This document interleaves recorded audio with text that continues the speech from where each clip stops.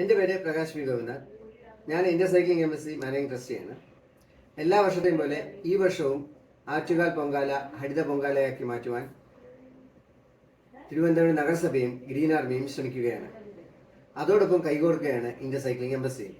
ഒറ്റത്തവണ ഉപയോഗിക്കുന്ന plastic, disposable വസ്തുക്കൾ മുതലായവ പൂർണ്ണമായും ഒഴിവാക്കിക്കൊണ്ട് മനുഷ്യനും പ്രകൃതിക്കും ദോഷം വരാത്ത രീതിയിൽ ആറ്റുകാൽ പൊങ്കാല ഇടാൻ വരുന്ന ഭക്തജനങ്ങൾക്ക് ഭക്ഷണവും വെള്ളവും വിതരണം ചെയ്യണമെന്ന് ഞങ്ങൾ അഭ്യർത്ഥിക്കുകയാണ്.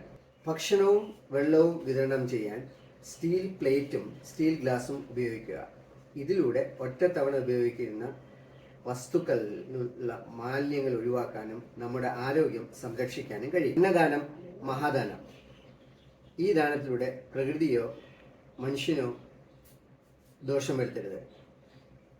പൊങ്കാലയിടാൻ വരുന്ന ഭക്തജനങ്ങൾ അവർക്ക് ഭക്ഷണം കഴിക്കാൻ ആവശ്യമായ പാത്രങ്ങൾ കരുതാൻ ശ്രമിക്കുക.